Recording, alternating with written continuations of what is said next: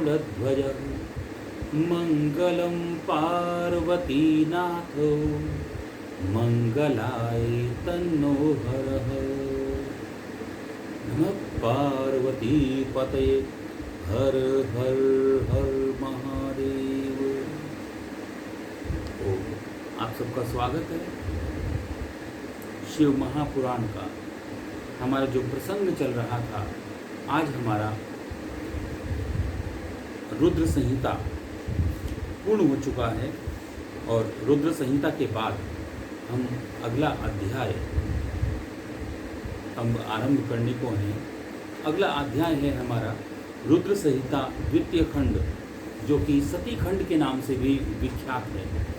तो आज हम सती खंड का प्रसंग करेंगे।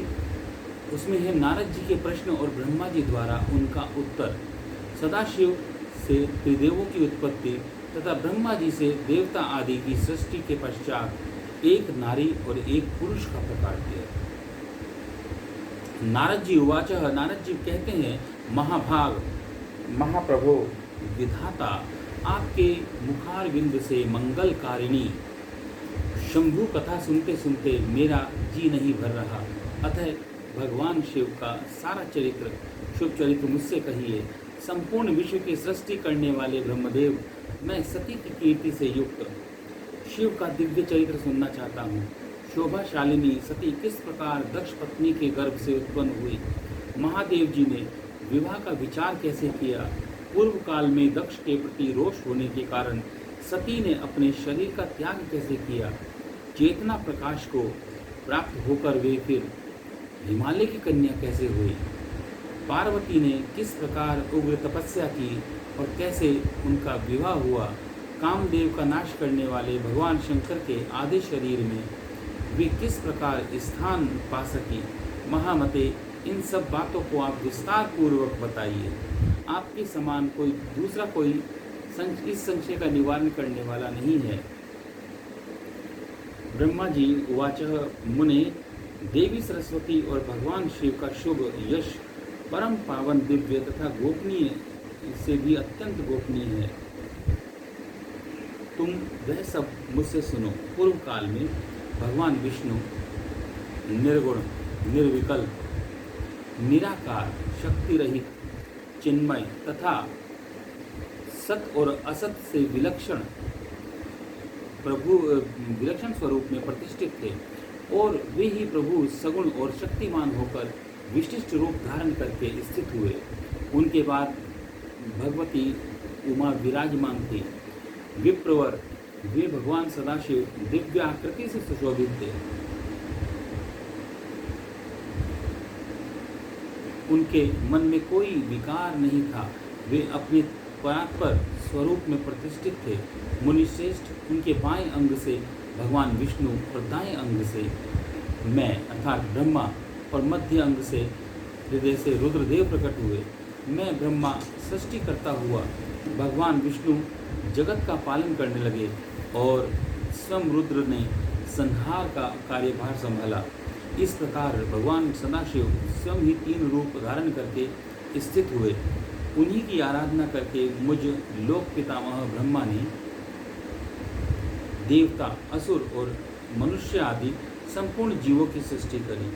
दक्ष आदि प्रजापतियों और देव शिरोमणि की सृष्टि करके मैं बहुत प्रसन्न हुआ और अपने मन को सबसे अधिक ऊंचा मानने लगा। मुने, जब मरीचि, अत्रि, पुलह, पुलस्त्य, अंगिरा, क्रतु, वशिष्ठ, नारद, दक्ष और भृगु, इन महान प्रभावशाली मानस पुत्रों को मैंने उत्पन्न किया, तब मेरे हृदय से अत्यंत मनोहर रूप वाली एक सुंदर नारी उत्पन्न हुई, जिसका नाम संध्या था।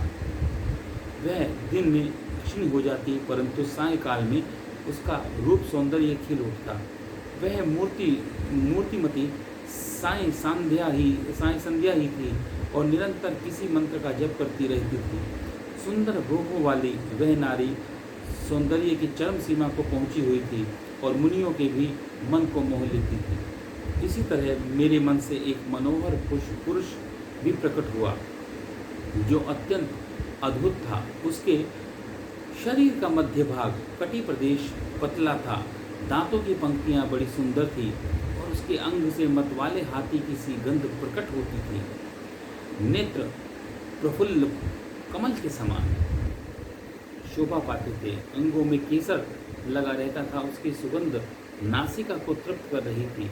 उस पुरुष को देखकर दक्ष आदि मेरे सभी पुत्र अत्यंत उत्सुक हो उठे। उनके मन में विस्मय भर गया। जगत की सृष्टि करने वाले मुझ जगदीश्वर ब्रह्मा की ओर देखकर उस पुरुष ने विनय से गर्दन झुकाकर मुझे प्रणाम किया और कहा। वह पुरुष बोला, ब्राह्मण, मैं कौन सा कार्य करूँगा? मेरे योग्य जो काम हो उसे आप मुझे लगाइए, क्योंकि विधाता आज आप ही सबसे अधिक माननीय और योग्य पुरुष हैं। यह लोक आपसे ही सुशोभित हो रहा है। ब्रह्मा जी ने कहा, भद्र पुरुष, तुम अपने इसी स्वरूप से फूल के बने हुए पांचों बाणों से स्त्रियों और पुरुषों को मोहित करते हुए सृष्टि के सनातन कार्य को चलाओ। इस चराचर त्रिभुवन में ये देवता आदि कोई भी जीव तुम्हारा तिरस्कार करने में समर्थ नहीं हो सकेंगे। तुम छिपे रूप से प्राणियों के हृदय में प्रवेश करके सदा स्वयं उनके हित सुख का हेतु बनकर सृष्टि का सनातन कार्य चालू रखो। समस्त प्राणियों का जो मन है वह तुम्हारे पुष्पमय बाण का सदा अनायास ही अद्भुत लक्ष्य बन जाएगा और तुम निरंतर उन्हें मदमत्त किए रहोगे। यह मैंने तुम्हारा कर्म बताया है। जो सृष्टि का प्रवर्तक होगा, तुम्हारे ठीक ठीक नाम क्या होंगे, इस बात को मेरे ये पुत्र बताएंगे। सुरश्रेष्ठ ऐसा कहकर अपने पुत्रों के मुख की ओर दृष्टिपात करके मैं क्षण भर के लिए अपने कमलमय आसन पर चुपचाप बैठ गया। इति श्री रेवाखंडे रुद्र संहिता नाम सती खंड प्रथम एवं द्वितीय अध्याय संपूर्ण। ओम नमः शिवाय। ओम नमः शिवाय। ओम अखंडमंडलाकारं व्याप्तं येन चराचरं तत्पदं दर्शितं येन तस्मै श्री गुरुवे नमः। ओंकारं बिन्दुसंयुक्तं नित्यं ध्यायन्ति योगिनः कामदं मोक्षदं चैव।